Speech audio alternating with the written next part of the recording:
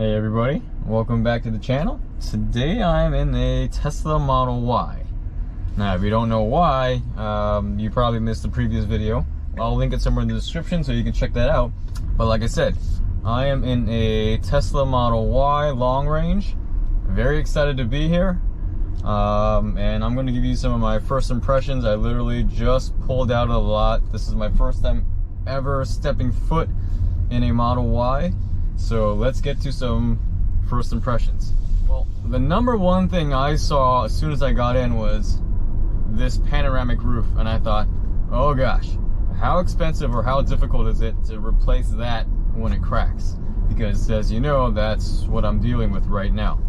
But I gotta say, this one single pane, it's ginormous and it looks great. I think it's really, really cool, but it is a little hot, so I kind of wish there was a shade. The Ioniq 5 and the GV60, which I own, they both have that retractable shade, so it's nice to be able to just, you know, click a button and have the shade cover the roof when it's really hot out. Otherwise, man, it's been a while since I was in a Tesla. We were in a Model 3 for about a week, going about 2 years ago, and I had forgotten just how minimalistic everything is here, but then at the same time how every single function is buried inside this screen, which, you know, once you get used to it, that's a great thing.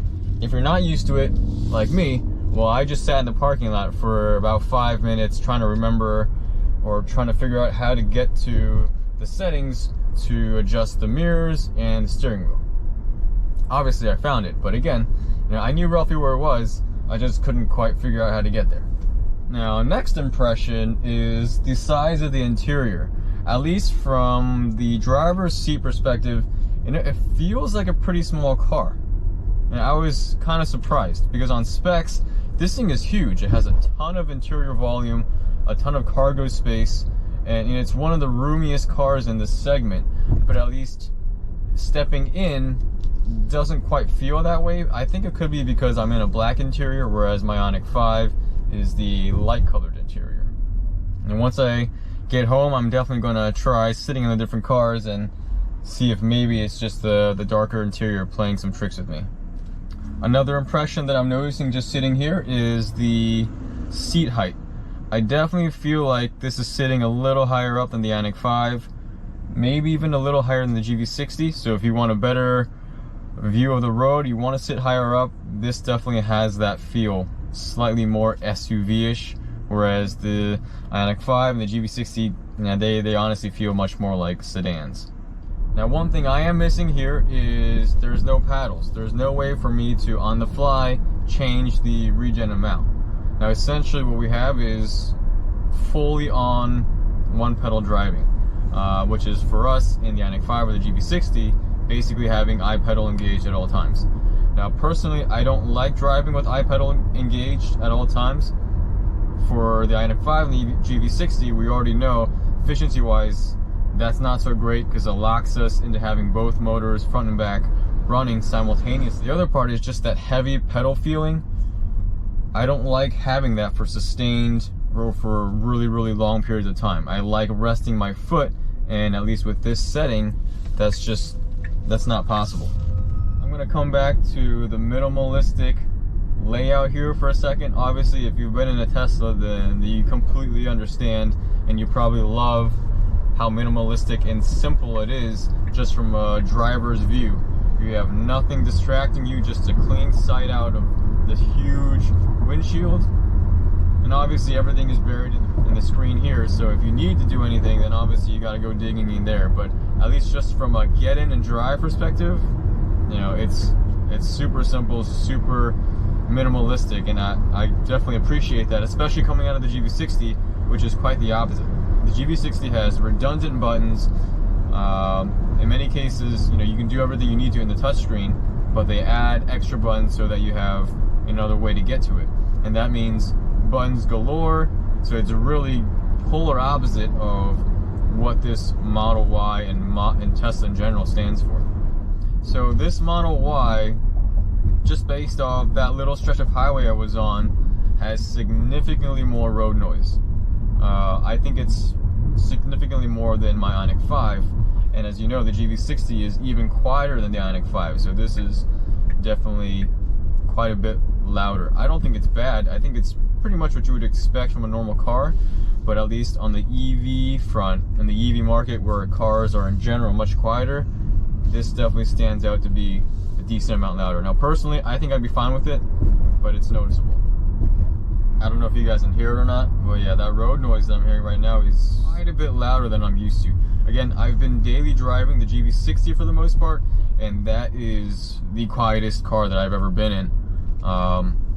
It's definitely quieter than the Ioniq 5, but going from the GV60 into this Model Y is a pretty drastic change in terms of road noise. Now, as far as the ride quality, right now I just went over a little stretch of bumpy road. I'm gonna hit a little bit here right now too. Let's see. Yeah, I mean the suspension is firm. Now the Ioniq 5 compared to the GV60, the Ioniq 5 is very soft. Everything is kind of floaty. This is the stiffest by far compared to the Ioniq 5 and the GV60. Again, I don't think it's uncomfortable, but it's, you know, you feel every bump, you hear every bump.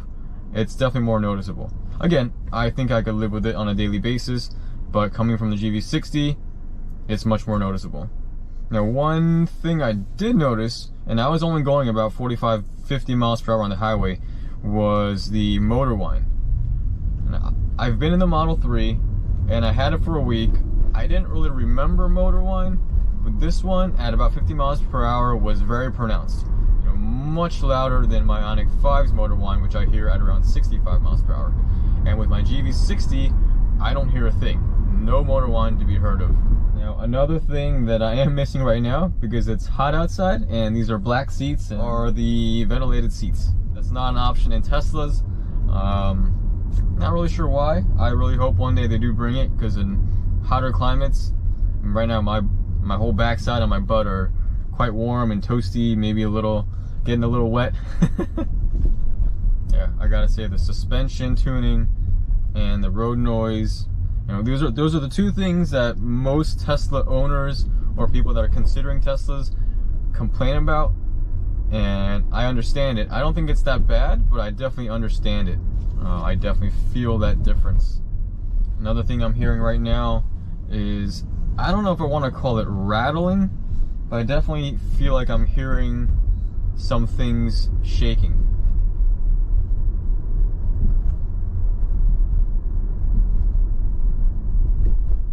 It almost sounds like maybe the window on the back hatch. It's not a sharp rattling sound, it's more of a dull sound. So again, I can't really pinpoint exactly what it is, but there's at least one or two things back there that are kind of rattling and moving around. And again, coming from the Ioniq 5 and the GV60, both of those cars are dead quiet, especially the GV60. There's just absolutely nothing to be heard while driving the GV60. And this is a pretty smooth stretch of road. I'm still hearing that kind of rattling sound in the back. Now what I really want to do is put this on an open stretch of road and punch it. But unfortunately on this first drive, I'm just driving back home. So I don't really have, well, we'll see. Maybe I'll have a stretch of road up there where I can do that. Let's give it some go. Wow, feels quick. Now the question is, how does it feel compared to the Ioniq 5? Pretty much on par with each other. And I mean the long-range Tesla Model Y, which is what this is, versus the Ioniq 5 all-wheel drive. On paper, their 0 to 60 times are actually pretty close. Model Y feels like it has a little more punch to it. Just a little bit more. But again, that's just feel. That's not necessarily the true 0 to 60 time. But at least by feel, feels like it's got a little bit more punch to it. But man, that wind noise, that road noise, I mean, I accelerated from about 30 miles per hour to about 45 miles per hour, and that's a lot of wind noise and road noise. Alright, so what about other first impressions? Interior wise, the seats. I I had forgotten what Tesla seats felt like, and I gotta say, I'm pretty impressed. Initial feel is they're very, very dense. You do sink in a little bit, but they're still pretty firm. So at least from a very, very initial, 10-15 minute seat time, I would say I actually like these seats. And I have heard, for the most part, people in general like Tesla's seats. In terms of cabin material, there's some nice Alcantara suede here. Everything else is, for the most part, soft touch. And nothing looks out of place. Everything looks nice. Now, is it $60,000-$70,000 worth nice? I don't know. I need a couple more days. But everything feels nice. One thing that I am noticing out back is the size of the rear view window, or the rear hatch. That piece of glass is pretty small. With the GV60, you kind of have a split view. You have a top section, then you have a spoiler kind of cutting across the lower section, but then you have another sliver underneath. I feel like what I'm seeing right now through the mirror, that glass piece looks even smaller than the top portion of the Genesis GV60. Yeah, that's what it feels like. And that means the Ioniq 5 glass is much bigger. Rear view visibility definitely suffers, but on the flip side, I know that the trunk capacity is much bigger. So it looks like my GoPro was overheating a little bit, so it shut off, and I don't know how much time I have left, but we're almost home. So just some final thoughts. Obviously, I've got a lot more content coming where I'm gonna do more of a deep dive on some of the things that I've noticed here. But the big question, would I want to own a Tesla Model Y? And based on my 25-minute drive home so far, I'd say yeah. It feels like it's got the amount of power that I want. I already know specs-wise it's got great use of space, great trunk, great front, and the rough ride and the louder road noise and the wind noise, those things don't bother me enough where I would say that I wouldn't want this car. And even not having ventilated seats, sure, my lower half's a little bit sweaty right now, but it's not enough for me to say, I wouldn't want this car. Now, would I take it over some of the cars that I have or some of the other cars on the market? That's a different question. But would I be happy owning a Tesla Model Y? I'd say so. Anyways, thanks for watching. See you guys in the next one.